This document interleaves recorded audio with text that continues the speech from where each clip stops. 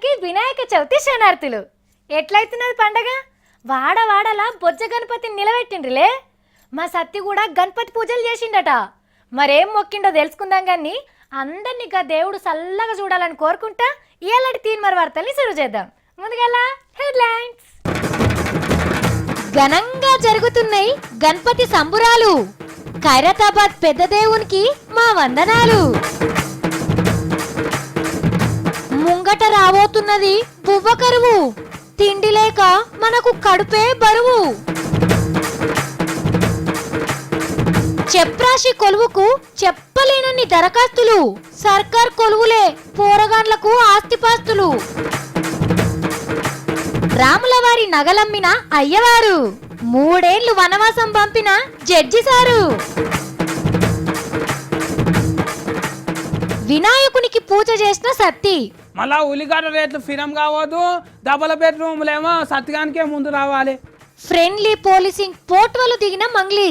Photo తీసి DGP సార్కి పంపిస్తాను. నేను ₹1,00,000 వస్తుంది. నీకు 50,000, నాకు 50,000. డీల్ ఓకేనా? అందరికి ఇయాల పండగ అయితే గులాబీ పాటోళ్లకు నిన్ననే ఓ పండగ అయింది. చైనా దేశం పోయొచ్చిన సీఎం సార్ని మాసం మురంగా ఎదుర్కొన్నారు.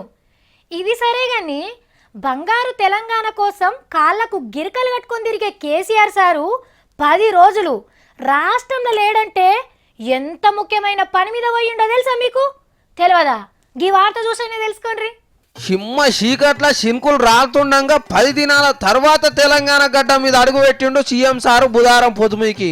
చైనా దేశంలో చెక్కలు కొట్టి శంషాబాద్ విమానాల డిపోకు రాగానే గులాబీ పార్టీ వాళ్ళు ఎదుర్కొన్నారు. గిట్లా 10 రోజుల తర్వాత సారు కనబడేసరికి ఆనందం ఆపుకోలేక కారు కడ్డం పడ్డారు. కళ్ళ నిండా చూద్దామని.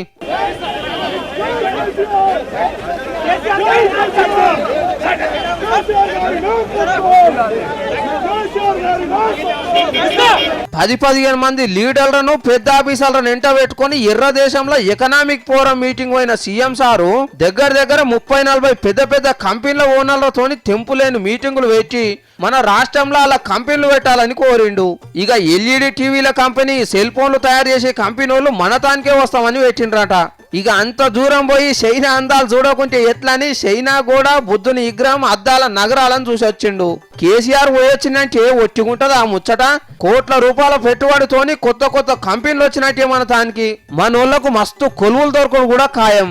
కానీ సీఎం సార్ లేకపోయేసరికి ఈడ ప్రతిపక్షాలు ఎన్నిలొల్లి చేసినాయి. రైతులు జీవిడుస్తున్నారని, రోగాలు ముదురుతున్నాయని సర్కార్కు షెయిన్ వటనీయలే.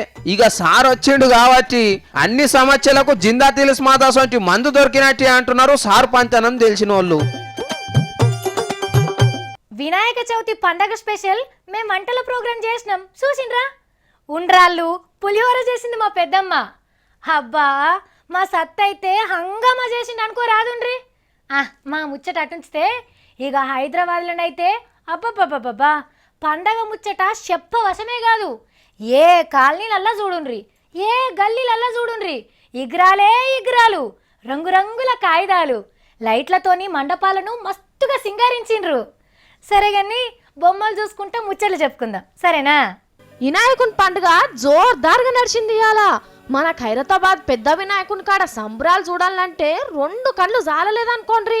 అబ్బబ్బబ్బా, సాక్షాత్తు ఆ స్వర్గం నుంచి చక్కగా ఈయన దిగిండన్నంత పెద్దగా అందంగా 59 అడుగులెత్తున్నాడు. పూజలు చేసేటోళ్ళు పాదమంత ఎత్తు కూడా లేరు. తాపేశ్వరంకెళ్ళి తెచ్చిన 6,000 కిలోల లడ్డును ఆడుకుంటా పాడుకుంటా కోలాటాలేసుకుంటా పెద్ద వినాయకుని తానికి తీసుకొచ్చిండ్రు. గణనాయకాయ గణదైవతాయ గణాధ్యక్షాయ ధీమహి. అబ్బబ్బబ్బా, ఆ లడ్డు చూడుండ్రి, మహాగణపతికి మహా లడ్డు ఎంత చక్కగా చేసిండ్రు. చూస్తుంటే బొజ్జ గణపయ్య ఒక్కటే బుక్క తినేటట్టు అనిపిస్తలేదు. వానొస్తే తడవకుంటుండేదందుకు అద్దాల కప్పునో దాన్ని తయారు చేసి పెట్టిండ్రు. పెత్తాలు వేసుకొని దేవునికి నూలు కండువాను కప్పి పూజలు సురువు చేసిండ్రు. తొలిసూరి పూజ 2 రాష్ట్రాల పెద్ద మనిషి గవర్నర్ సార్ చేసిండు వాళ్ళ ఇంటామితో కలిసి. ఇక వాళ్ళొకరు వీళ్ళొకరు అయిపోగానే చిన్న లీడర్లు, పెద్ద లీడర్లు, పోలీసు వాళ్ళు, సినిమా హీరోలు వచ్చి మొక్కుకున్నారు. ఇక మందినైతే ఆగబట్ట వశం లేదనుకో రాదుండ్రి. తొలిసూరి దినం స్వామికి మొక్కుకోవాలని ఎక్కడెక్కడికెళ్ళో వచ్చిండ్రు పెళ్ళ పిల్లలను ఎంబడి పెట్టుకొని. అటు బాలాపూర్ విఘ్నేశ్వరునికి లడ్డును వెండి గిన్నెల తెచ్చిపెట్టిండ్రు. ఇక జిల్లాల పొంటి కూడా వినాయక చవితి పండుగ మస్తు జోరుదారుగా జరిగింది. గా ఖమ్మం జిల్లాలో అయితే బాహుబలి వినాయకుడిని తయారు చేసిండ్రు. ఇక ఇంకొకనైతే 6 ప్యాక్ గణపయ్య, నల్గొండలేమో రైతు వినాయకుడు. ఇక ఓ కాడ వెండి గణేషు, మట్టి గణేష్ అని ఎవ్వలీలు తీరు వాళ్ళు విగ్రహాలు పెట్టుకొని మస్తు మొక్కుకున్నారు. నవరాత్రుల సంబరాలు గీ తీరుగానే సంబరంగా జరగాలని కోరుకుందాం. మీరేమన్నా వరి పంట వేసిండ్రా? అయ్యో నీళ్ళేడున్నాయి సావిత్రి, ఈ ఏడు కాలమే వాయే అని అంటున్నారు కదా చాలా మంది.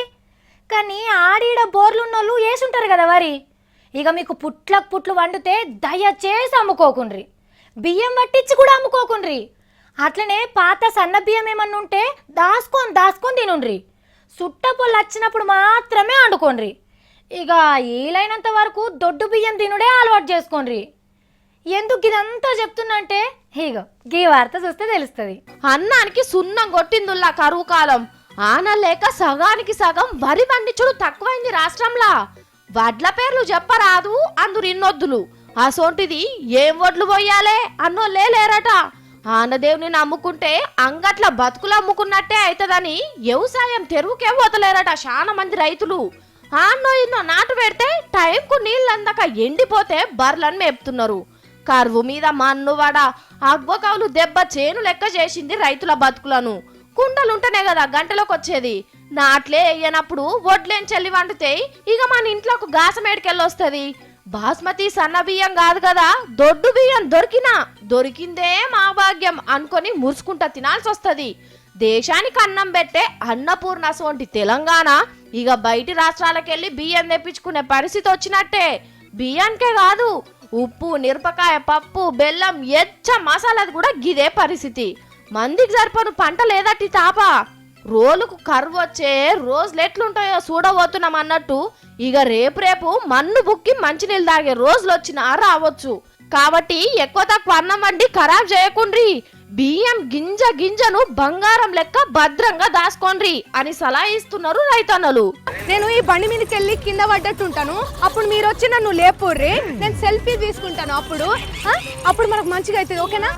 అవ్వా ఈ పిల్లని చూడుండ్రి, పోయి పోలీసు వాళ్ళతో ఎట్లా కథలు పడుతున్నది. ఏ బియా తొరత వేరు కొద్ది నిజంగా నేను డీజీపీ సార్ కు పంపిస్తా ఈ ఫోటో. అప్పుడు 1,00,000 రూపాయలు వస్తుంది మనకు. నీకు 50,000, నాకు 50,000. డీల్ ఓకేనా? మంగ్లీ ఏం చేస్తున్నావు? పోలీసు వాళ్ళతానికి పోయి ఏమో ఫ్రెండ్లీ పోలీసింగ్ 1,00,000 రూపాయలు అని ఏందో అంటున్నావు. ఆ సవాల్ చూసేసినావా? ఇగో పీపుల్ ఫ్రెండ్లీ పోలీసింగ్ అని ఫోటో తీసి డీజీపీ సార్ కి పంపిస్తే 1,00,000 రూపాయలు ఇస్తాడట. అందుకే ఫోటో తీసే ప్రయత్నంలో ఉన్నా నేను.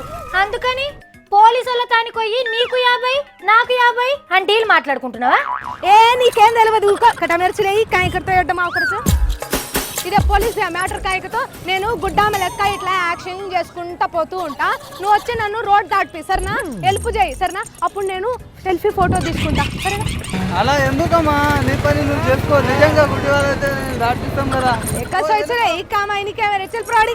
1,00,000 రూపాయల కోసం ఈ పిల్ల ఏమైనా చేసేటట్టే ఉన్నది కదా. ఓ మంగ్లీ, ఇగో సావిత్రి, నువ్వు నడిమిట్లో వచ్చి డిస్టర్బ్ చేయకు చెప్తున్నా. ఫోటో మంచిగా రావాలి, చూస్తేనే అయ్యో పాపం అనిపించేటట్టు ఉండాలి. నాకు 1,00,000 రూపాయలు ఎట్లయినా రావాలి, వేయాలి చెప్తున్నా. ఇగో సార్ ఒక్క ఫోటో సార్, సెల్ఫీ ఫోటో తీసుకుంటా, కోఆపరేట్ చేయరా ప్లీజ్ ప్లీజ్ ప్లీజ్. అయ్యా ఇదేం ఫ్రెండ్లీ పీపుల్ పోలీసింగ్. అరే మంగ్లీ, ఏంది తమాషాలు చేస్తున్నా? 1,00,000 ఆపతి నాకు, వార్తలు చదివే ఆపతి నీకు. నేను ఫోటోలు కొట్టుకోవాలి, నన్ను డిస్టర్బ్ చేయకు. ఎట్లయినా 1,00,000 రూపాయలు కొట్టుకోవాలి, వేయాలి నేను. చూడమ్మా మంగ్లమ్మ, డీజీపీ సారు ఏం చేస్తే 1,00,000 రూపాయలు ఇస్తా అన్నాడు? అరే పబ్లిక్ కు పోలీసు వాళ్ళు సేవ చేస్తున్నట్టు ఫోటో తీస్తే ది బెస్ట్ ఫోటోకు 1,00,000 రూపాయలు ఇస్తానన్నాడు సారు. నీకేమేరకమ్మా? నీ పిచ్చి కాకపోతే పోలీసు వాళ్ళు ఉన్నదే పబ్లిక్ కి సేవ చేస్తేందుకు.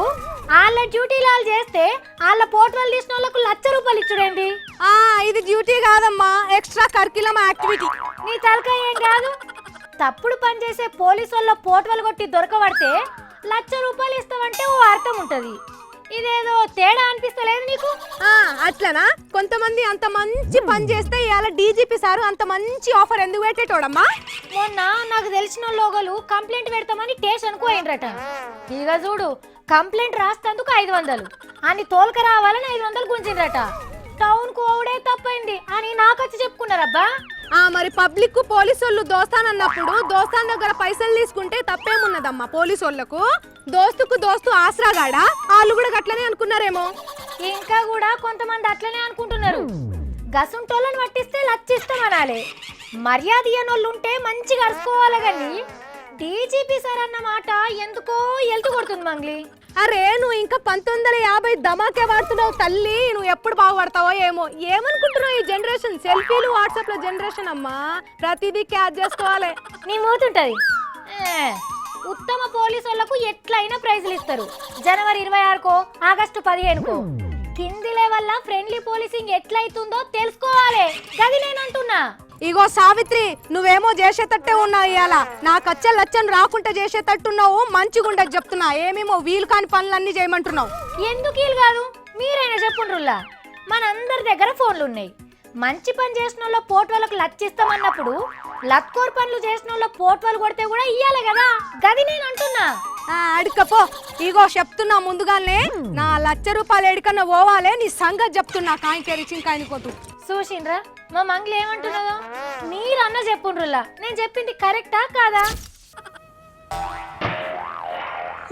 మంచిగా వలిగింది. అబ్బా సూపర్ వలిగింది. ఓ గం గణపతి నమః. అగో చూడుండ్రి, దొరగారు పూజ చేస్తున్నట్టున్నాడు. తమ్మి సత్తి, అక్క వచ్చినావా? హఫర్స్ అంటే ఎరు చూస్తున్నాక ఎప్పుడు వస్తావా అంట అని. అక్క తీర్థం తీసుకో, ఇక మంచిగా కమ్మ ఉన్నది. దా తీసుకుంటా గాని పొద్దుగాలనే ఇంట్లో పూజ చేపించినా కదా తమ్మి. మళ్ళా ఆఫీస్ లో కూడా చేస్తున్నావా? పొద్దుగాల ఫుడ్ ఇంట్లో నాశనం చేసినాం అంత అని ఫగతీలా ఆఫీస్ లో పువ్వు తినకుండా బంద్ చేస్తామా అక్క? ఆఫీస్లోనే ఇంట్లోనే. అమ్మో మంచిదయ్యా. సరే గాని ఒక్కనే చేస్తున్నావు పూజ, ఎవరిని విలువలేదా? ఇగో మన యాంకామలు వినాయకుని పక్క ఫోటో పెట్టుకొని ఆటలు చదువుతున్నారు కానీ ఒక్కరు కూడా దండం పెట్టుకుంటలేరాక. అందుకే నేను మంచిగా పెట్టుకుంటున్నాను దండము. ఇట్లా మంచి పని చేసినావు తమ్మి. సరే ఇప్పుడు చెప్పినావు కదా, వాళ్ళు మొక్కుతారు. మొక్కాల మళ్ళా దేవుని కోపం వచ్చింది అనుకో, వాళ్ళ ఆటలు చదివేటప్పుడే కరెంట్ పోతుంది, మంచిగా అవుతుంది. హే గట్ల అనద్దు, తప్పు. తప్పా అనొద్దా? ఊతుతానే అన్నాక. సరే మరి ఏం కోరిక కోరుకున్నావు ఆ బొజ్జ గణపతిని? మస్తు కోరుకున్నాక ఇగో మా అక్క నాకు మస్తు ఇంత పెద్ద జీతం ఇవ్వాలి, అట్లనే పబ్లిక్ కూడా మంచిగా చెట్టు దులిపినట్టు పైసలు రాలంట అని మొక్కిన. అబ్బో చాలా చిన్న కోరికనే కోరినావు దేవుణ్ణి. మళ్ళీ పెద్ద పెద్ద కోరికలు అంటే దేవునికి టిఫల్ అవుతుంది అక్క. అవన్నీ శంకరుని కోరుకోవాలి. మళ్ళీ గణపతి చిన్నోడు. పురాణాలు కూడా తెలుసా నీకు? పుట్నాలు బుక్కెటానికే పురాణాలు తెలియదా అక్క? ఇక మరి గింతే నా దేవుణ్ణి కోరుకున్నది. మళ్ళీ కేసీఆర్ సార్ చైనా దేశం పోయి వచ్చింది కదా అక్క, మస్తు మస్తు పైసలు రావాలి, ఇక బంగారు తునక కావాలంత మొక్కిన. అబ్బో ఇంకా ఇంకానా ఆనాలు మస్తు వాడి మిషన్ల కాకతీయ చెరువులు మస్తు నిండాలి, అందరు మిషన్లతోటి వ్యవసాయం చేయాలి. మిషన్లతోని వ్యవసాయం, మంచి కోరికనే కోరినావు. మళ్ళా ఉల్లిగడ్డ రేట్లు ఫిరం కావద్దు, డబుల్ బెడ్రూమ్లేమో సత్యానికే ముందు రావాలి. అన్నిట్లో నువ్వే ముందుండాలా తమ్మి? మళ్ళీ లేకుంటే ఎట్లాక మన లీడర్లు అందరూ మంచిగా నీళ్ళు ఇవ్వాలి, వచ్చేద్దాము వాళ్ళే పోటీ చేయాలి. అంటే నీళ్ళు ఇవ్వకుంటే సార్ మళ్ళా పోటీ చేయమన్నాడని నువ్వు అట్లా కోరుకున్నావా? మంచి పని చేసినావు. సత్యగాడ అంటే అంతే అక్క, అన్ని స్వచ్ఛమైన పనులే చేస్తాడు. స్వచ్ఛ భారత్ చక్కగా చేసి మనం మస్తు పేరుకోవాలి. వామ్మో చిన్న చిన్న కోరికలని పెద్ద లిస్ట్ పెట్టినావు తమ్మి ఆ దేవునికి. పెద్ద పెద్ద కోరికలు కోరుకునే వదలు చిన్న చిన్నవి పరిగి కోరుకున్నాం అనుకో, దేవునికి కూడా అల్కగా ఉంటుంది అక్క, ఏమనుకోరు. ఇక ఏంటి తమ్మి మొత్తం దేవునితోని రోజు ఫోన్ లో మాట్లాడేటోళ్ళ లెక్కనే చెప్తున్నావు కదా? ఏం కాదు, నేనేమన్నా నా ఒక్కనికి మంచిగా చేయమంటున్నానా, మొత్తం తెలంగాణకు మంచిగా చేయమంటున్నా. మంచిది తమ్మి, నీ మంచితనం చూస్తే దిష్టి తలిగేటట్టే ఉన్నది. పూజ చేసినావు కదా, ప్రసాదం మీకు అందరికి మంచి పెట్టు సరేనా? అక్క నీకు కూడా ఉంచాలనా? మొత్తం నేనే తీయాలనా? మళ్ళీ ఎక్కువసేపు ఉంచితే ఆయనతో తీయగున్నాయంట, చీమలు పడతాయి అక్క. చూసిండ్రా మా తమ్ముడు, లిస్ట్ అయితే ముంగడ పెట్టిండు, ఇక వాటిని తీర్చే బాధ్యత గా దేవుందే కదా. అరే మనము ఏ ఆఫీస్లనో ఏ కంపెనీలనో పనిచేస్తున్నామంటే అందులో ఉండేటి వస్తువులన్నీ మనయే. అంటే వాటిని జాగ్రత్తగా చూసుకునే బాధ్యత కూడా మనదే కదా. గట్లనే గీడొక్క పంతులు కూడా అనుకున్నాడు, దేవుని కాడ పనిచేస్తున్నా కాబట్టి దేవునికి పెట్టిన వస్తువులు కూడా నాయే అని అనుకున్నాడు. ఆ టైంకి ఏం చేసిండో చూడండి. పాపం ఈ అయ్యవారికి ఏం కష్టం వచ్చిందో గాని దేవుని నగలు తీసుకుపోయి కుదో పెట్టుకున్నాడు తిరుపతి కాడ. వెంకటరమణ దీక్షితులనే ఈయన శ్రీరాములు నీవే కలవని మనసార మొక్కి కోదండ రామస్వామి గుడిలో దగ్గర కిలనర ఇల్వగల చంద్రహారము, లక్ష్మీ హారము, కంటి ఆభరణము, బంగారు చేను తీసుకుపోయి 8 లక్షల రూపాయలు తెచ్చుకున్నాడు సావుకారు తాన కుదోబెట్టి. ఏంది పంతులు ఈ పని? నోరు లేని దేవునికి చెప్పుకుంటే అర్థం కాకపోవచ్చు గాని గుడికొచ్చే భక్తులకు చెప్పుకున్నా నీకు ఇంత ఆసరైదురు కదా. ఇంటికి వాకిలి సాక్ష్యం, దేవునికి అయ్యవారు సాక్ష్యం అంటారు. మడమెత్తు బంగారం మీద మాసమెత్తు అధికారం ఇస్తే మహావిశ్వరూపం చూపించిందని ఇప్పుడు నిందవాడే. ఇక నగలను తీసుకుపోయి గిట్లెందుకు తాకట్టు పెట్టినావు అని అడిగితే నాలుకకున్న సిరి కడుపులో లేదని ఉన్న ముచ్చట చెప్పిండు. కానీ పోలీసులు కోర్టులు ఊకుంటాయా? 3 ఏళ్ల శిక్ష పడ్డది వెంకటరమణ దీక్షితులు అయ్యేవారికి. వెనకటి కాలం కంచల్ర గోపన్న సర్కారు సొమ్ముతోని రామునికి గుడి కట్టి జైలుకోతే మన కాలం గోపన్న దేవుని నగలు కుదోబెట్టి జైలుకోతున్నాడు. ఇల్లు గడవక దేవుని నగలు కుదోబెట్టినా అని చెప్తున్న ఈ అయ్యవారి కష్టాలు ఆ రాములవారన్న తీరుస్తాడో లేదో చూడాలి. ఘనంగా జరుగుతున్నాయి గణపతి సంబురాలు. ఖైరతాబాద్ పెద్ద దేవునికి మా వందనాలు. ముంగట రాబోతున్నది బువ్వ కరువు, తిండి లేక మనకు కడుపే బరువు. చెప్రాశి కొలువుకు చెప్పలేనన్ని దరఖాస్తులు, సర్కార్ కొలువులే పోరగాండ్లకు ఆస్తిపాస్తులు. రాములవారి నగలమ్మిన అయ్యవారు, 3 ఏళ్లు వనవాసం పంపిన జడ్జి సారు. వినాయకునికి పూజ చేసిన సత్తి. మళ్ళా ఉల్లిగడ్డ రేట్లు ఫిరం కావద్దు, డబల్ బెడ్రూమ్లేమో సత్యానికే ముందు రావాలి. ఫ్రెండ్లీ పోలీసింగ్ పోర్టువలు దిగిన మంగ్లీ. ఫోటో తీసి డీజీపీ సార్కి పంపిస్తాను నేను. 1,00,000 రూపాయలు వస్తుంది. నీకు 50,000, నాకు 50,000. డీల్ ఓకేనా? చూసింది కదా ఇక గివి ఇవాళ నేను పట్టుకొచ్చిన 3 మార్ ముచ్చట్లు. మళ్ళీ పరి 3 మార్ వార్తలలో కలుద్దాం. గప్పటిదాకా చూస్తూనే ఉండండి V6.